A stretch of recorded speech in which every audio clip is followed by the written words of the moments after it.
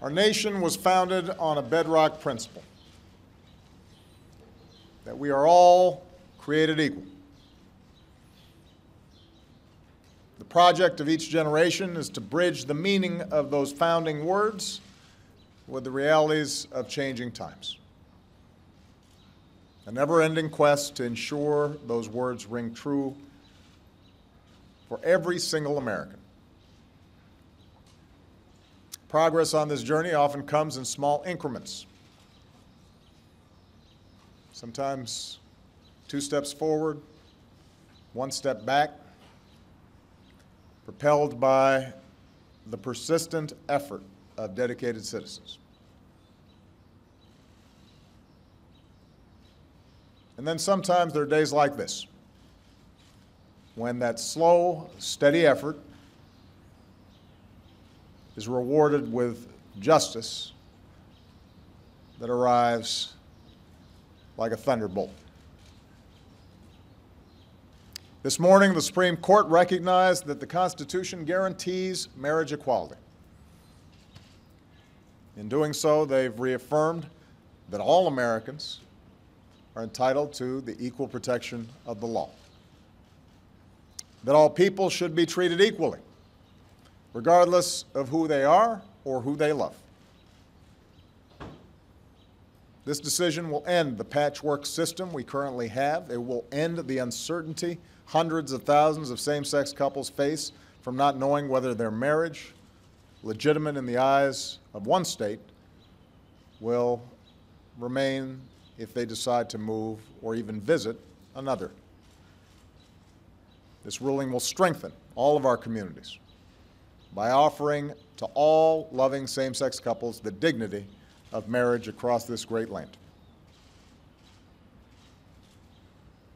In my second inaugural address, I said that if we are truly created equal, then surely the love we commit to one another must be equal as well.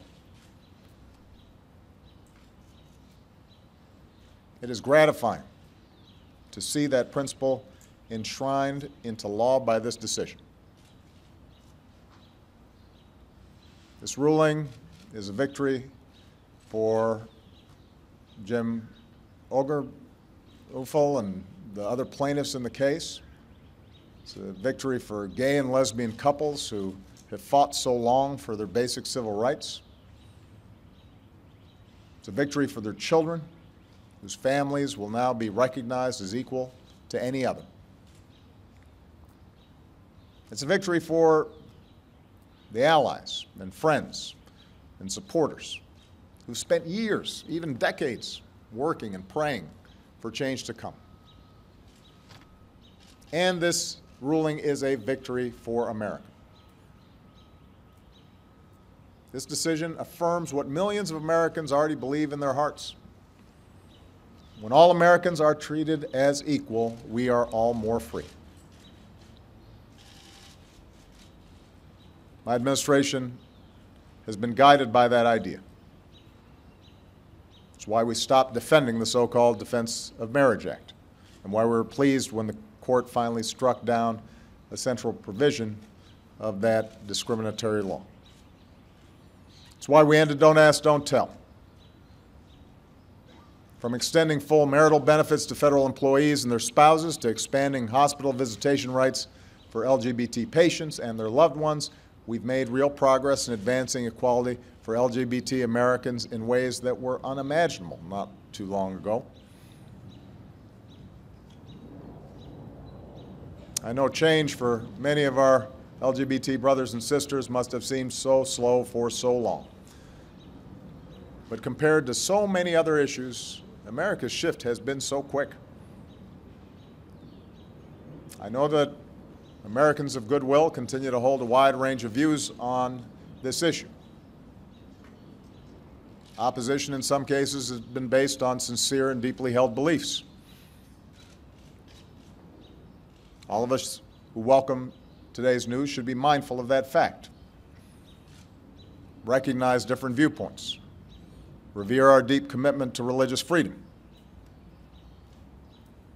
But today should also give us hope that on the many issues with which we grapple, often painfully, real change is possible. Shifts in hearts and minds is possible. And those who have come so far on their journey to equality have a responsibility to reach back and help others join them. Because for all our differences, we are one people, stronger together than we could ever be alone. That's always been our story. We are big and vast and diverse, a nation of people with different backgrounds and beliefs, different experiences and stories, but bound by our shared ideal that no matter who you are or what you look like, how you started off, or how and who you love, America's a place where you can write your own destiny. We are a people who believe that every single child is entitled to life and liberty and the pursuit of happiness. There's so much more work to be done to extend the full promise of America to every American. But today we can say, in no uncertain terms, that we've made our union a little more perfect. That's the consequence of a decision from the Supreme Court, but more importantly, it is a consequence of the countless small acts of courage of millions of people across decades who stood up, who came out, who talked to parents who loved their children no matter what. Folks who were willing to endure bullying and taunts and stayed strong and came to believe in themselves and who they were.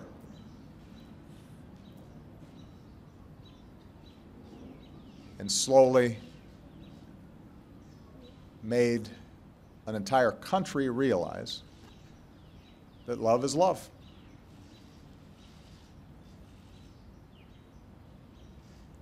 What an extraordinary achievement. What a vindication of the belief that ordinary people can do extraordinary things. What a reminder of what Bobby Kennedy once said about how small actions can be like pebbles being thrown into a still lake, ripples of hope cascade outwards and change the world.